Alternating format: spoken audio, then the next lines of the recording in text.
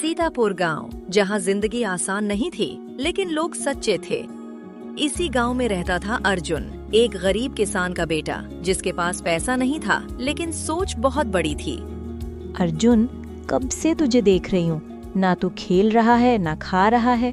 क्या बात है बेटा, दिल में क्या चल रहा है? माँ, कभी कभी लगता है हम जितनी मेहनत करते हैं उतना हमें मिलता क्यों नहीं। ये सवाल आज अचानक? नहीं माँ, आज नहीं, कई दिनों से।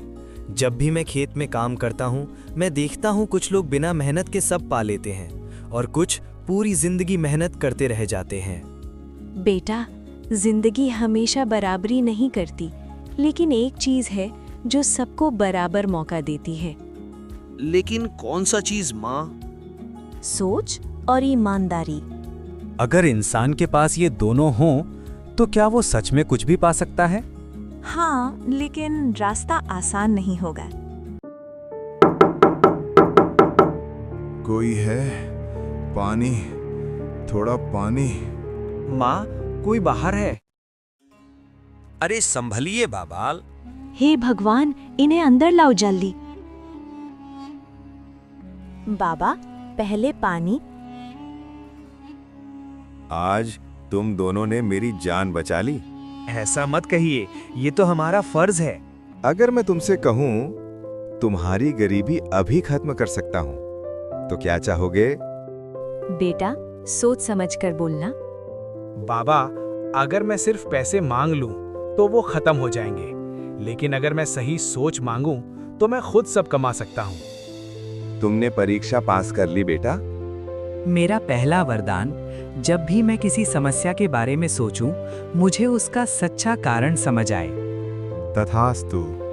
दूसरा, जब भी मैं उलझ जाऊं, मुझे सबसे सही रास्ता दिखाई दे। तथास्तु। अब याद रखना, बुद्धि वरदान है, लेकिन गलत इस्तेमाल अभिशाप बन जाता है। तूने बहुत बड़ी गलती कर दी अर्जुन। क्यों माँ? तू पैसे मांग सकता था, हमारी जिंदगी बदल जाती। माँ, अगर मैं आज पैसे मांग लेता तो हम आराम से जीते, लेकिन कल फिर वही हालत होती। तो अब क्या होगा? अब हम अपनी किस्मत खुद लिखेंगे।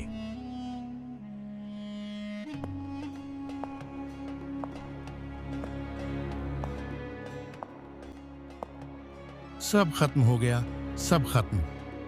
काका, आप ऐसे हार कैसे मान सकते हैं? तू नहीं समझेगा बेटा, मेरे बैल ही मेरी जिंदगी थे। नहीं काका, कुछ भी खत्म नहीं हुआ।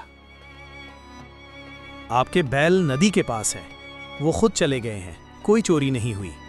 तू भगवान है क्या?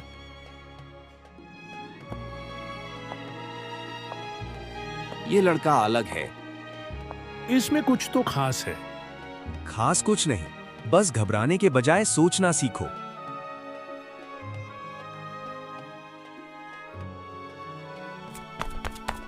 महाराज, खजाना लूट गया। क्या? सुरक्षा के बीच से? महाराज, ये अंदर का काम लगता है। तू जाएगा वहां? हाँ, अगर तुझे कुछ हो गया तो? अगर मैं नहीं गया तो मेरी सोच का क्या फायदा?